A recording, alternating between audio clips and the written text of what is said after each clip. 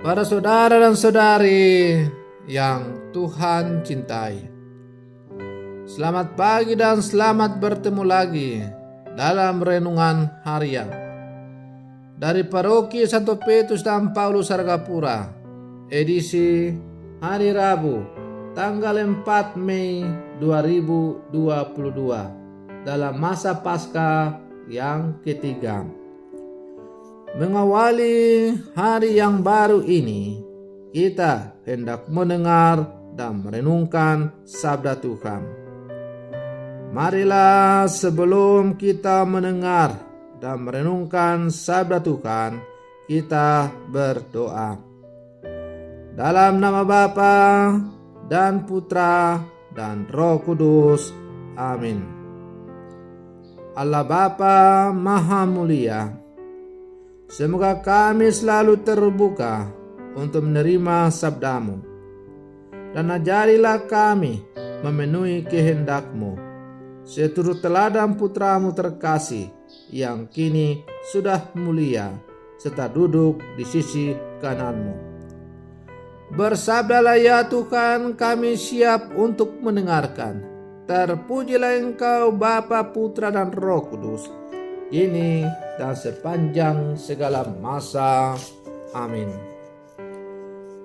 Para saudara dan saudari yang Tuhan cintai, sabda Tuhan yang hendak kita dengar dan kita renungkan untuk mengawali hari yang baru ini, hari Rabu dalam masa Paskah yang ketiga, diambil dari Injil Yohanes pasal 6 ayat 35 sampai 40. Tuhan bersamamu. Inilah Injil Tuhan kita Yesus Kristus menurut Santo Yohanes.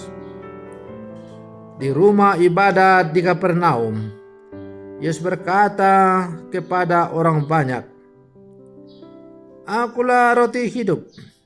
Barang siapa datang kepadaku, ia tidak akan lapar lagi. Dan barang siapa percaya kepadaku, ia tidak akan haus lagi. Tetapi aku telah berkata kepadamu, sungguh pun kamu telah melihat aku, kamu tidak percaya. Semua yang diberikan Bapa kepadaku akan datang kepadaku. Dan barang siapa datang kepadaku, ia tidak akan kubuang.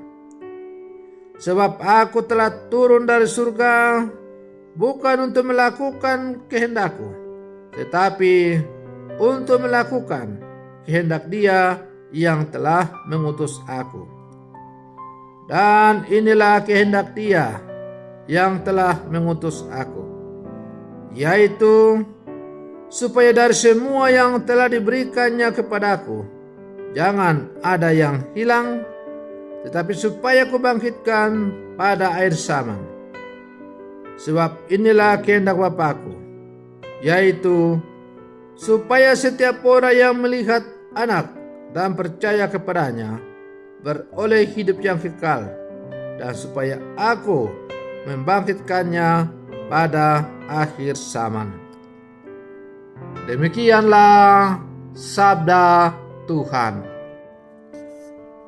Para saudara dan saudari yang Tuhan cintai, melalui sabda Yesus yang hari ini dipendengarkan kepada kita, mengungkapkan betapa mendalamnya misteri inkarnasi Allah menjadi manusia, atau betapa mendalamnya misteri penjelmaan Allah menjadi manusia. Pada mulanya adalah Firman. Firman itu bersama-sama dengan Allah, dan Firman itu adalah Allah. Firman itu telah menjelma menjadi manusia. Allah tidak ingin manusia terpisah daripadanya. Kejahatan dan dosa telah menciptakan jarak antara manusia dan Allah. Manusia bersembunyi dari Allah yang mencari dan memanggil. Dosa menjauhkan manusia dari kasih Allah.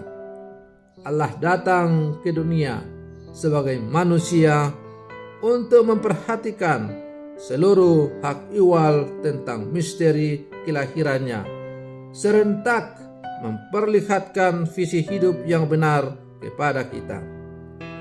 Allah datang ke dunia untuk merobohkan menara arogansi manusia yang demikian berhasrat untuk menjadi sama dengan Allah.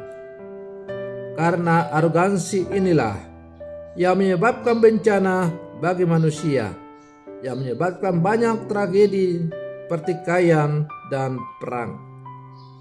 Para saudara dan saudari yang Tuhan cintai, dalam bacaan Injil tadi kita juga dengar di mana Yesus berkata, "Inilah kehendak Bapa-Ku, yaitu supaya setiap orang yang melihat Anak dan percaya kepadanya beroleh hidup yang kekal, dan supaya Aku membangkitkannya pada akhir zaman." Sabda Yesus ini merupakan panggilan dari Tuhan untuk masuk ke dalam keselamatan yang dianugerahkan oleh Allah. Dan berbagai orang-orang Kristiani dan sebagai orang-orang Katolik, kita adalah orang-orang yang dipanggil untuk mengalami keselamatan.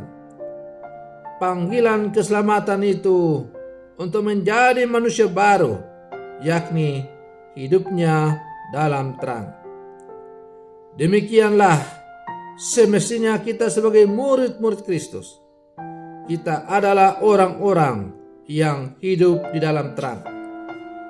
Karena kita telah hidup di dalam terang dan kita adalah anak-anak terang, maka menjadi tugas dan tanggung jawab kita untuk membawa terang itu kepada sesama kita. Supaya apa? Supaya terang itu juga dinikmati oleh saudara-saudara kita, sesama kita yang masih berada dalam kegelapan. Hanya saja para saudara dan saudari yang Tuhan cintai, terang yang ditawarkan kepada Allah melalui kita untuk dibawa kepada sesama adalah bersifat tawaran. Artinya, manusia tetap diberi kebebasan sebebas-bebasnya oleh Allah, memilih terang atau memilih kegelapan. Memilih terang berarti menjadikan Allah sebagai satu-satunya kehendak dan tujuan seluruh hidupnya. Seluruh hidupnya hendaklah diarahkan kepada satu tujuan yang satu dan sama, ialah mencapai kesempurnaan di dalam Dia, seperti Bapa di surga sempurna adanya. Sebaliknya, kalau kita memilih untuk hidup dalam kegelapan, maka kemungkinan untuk kita selalu jatuh, terantuk, binasa terbuka lebar-lebar. Para saudara dan saudari yang Tuhan cintai, memang tepatlah peribahasa yang mengatakan, sempitlah jalan untuk menuju kepada keselamatan, tetapi lebarlah jalan untuk menuju kepada kebinasaan.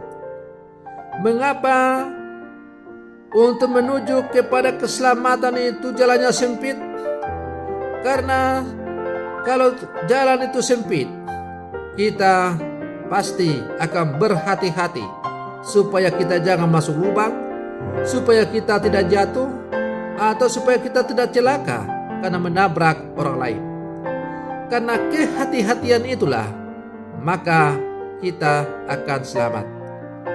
Maka kalau kita memilih terang, maka terang itu akan menerangi seluruh kehidupan kita, supaya kita tidak jatuh ke dalam lubang, kita tidak terantuk, kita bisa melihat jalan arah yang hendak kita tuju.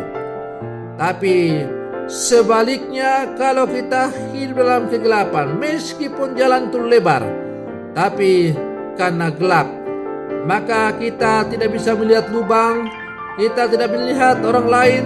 Akibatnya kemungkinan untuk kita mengalami kecelakaan akan sangat besar, dan pada akhirnya kita akan binasa. Para saudara dan saudari yang Tuhan cintai, maka mari kita pilih terang dalam hidup ini.